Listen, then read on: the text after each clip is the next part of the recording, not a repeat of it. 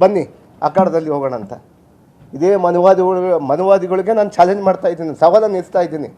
ಬನ್ನಿ ಜನತಾ ನ್ಯಾಯಾಲಯಕ್ಕೆ ಹೋಗೋಣ ಅಂತ. ನನ್ನ ಶಾಸಕ ಸ್ಥಾನಕ್ಕೂ ನಾನು ರಾಜೀನಾಮೆ ಮಾಡ್ತಾ ಇದ್ದೀನಿ ಇವತ್ತು. ಬನ್ನಿ ತಾವು ಸೋಕಾಲ್ ಲೀಡರ್ಸ್, ಬಳ್ಳಾರಿ ಲೀಡರ್ಸ್ ಇದ್ದೀರಲ್ಲ ನೀವು, ಪಕ್ಕದಲ್ಲಿ ನಿಂತು ಆರೋಪಿಗಳು ತಾವು, ಆರೋಪದಲ್ಲಿಲ್ಲ, ಆರೋಪಿಗಳೇ ತಾವು. ತಮ್ಮ ತಂದೆ ಸೈನನ್ನು ಕೂಡ ಫೋರ್ಜರಿ ಮಾಡಿದ್ದಂಥವ್ರು. ಸದನದಲ್ಲಿ ಎಷ್ಟು ಜನದ ಮೇಲೆ ನಿಮ್ಮ ಮೇಲೆ 420 ಕೇಸ್ಗಳಿದ್ದಾವೆ. ನಮ್ಮ ಬಳ್ಳಾರಿ ಜಿಲ್ಲೆಯ ಸಲುವಾಗಿ ಇವತ್ತು ಸೋಕಾಲ್ ಲೀಡರ್ಸ್ ಆಗಿರುವಂಥ ಇವತ್ತು BJP ನಾಯಕರಿಗೆ ನಾನು ಸವಾಲನ್ನು ಎಸ್ತಾ ಇದ್ದೀನಿ. ಬನ್ನಿ ಸ್ವಾಮಿ, ಜನತಾ ನ್ಯಾಯಾಲಯಕ್ಕೆ ಹೋಗೋಣ ಬನ್ನಿ. ನಾನು ಇವತ್ತು ರಾಜೀನಾಮೆ ಮಾಡಿ ಬರ್ತೀನಿ. ನಾನು ನಿನಗೆ ತಾಕತ್ತಿದ್ದರೆ ನಮ್ಮ ಪಕ್ಷವನ್ನು ಎದುರಿಸ್ರಿ, ನೋಡ್ತೀವಿ ನಾವು. ನಮ್ಮ ಕಾಂಗ್ರೆಸ್ ಪಕ್ಷವನ್ನು ಎದುರಿಸ್ರಿ.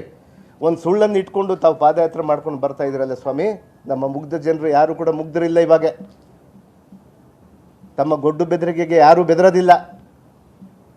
ಇವತ್ತೇನು ಇನ್ನೊಂದು ಕೇಸ್ ಮಾಡ್ಬೋದು ನನ್ನ ಮೇಲೆ, ED CBI ಮತ್ತೆ ಬಿಡ್ಬೋದು ಅವರು, ಎದುರಲ್ಲ ಸ್ವಾಮಿ.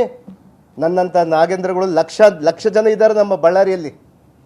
ಬನ್ನಿ ನೋಡೋಣ ಅಂತ. ನಾನು ರಾಜೀನಾಮೆ ಮಾಡ್ತೀನಿ, ಇವತ್ತು ಜನತಾ ನ್ಯಾಯಾಲಯಕ್ಕೆ ಇಡೋಣ ಅಂತ. ನನ್ನ ತಪ್ಪಾಗಿದ್ದರೆ ನಾನು ಸೋಲ್ತೀನಿ. ಇವತ್ತು ನನ್ನ ನೇರ ಸವಾಲು ಆಗ್ತಾ ಇದ್ದೀನಿ ನಾನು.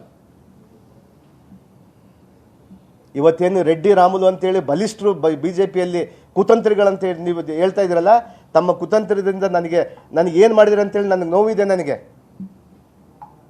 ಬನ್ನಿ ಸ್ವಾಮಿ, ನಾನು ರಾಜೀನಾಮೆ ಮಾಡ್ತೀನಿ.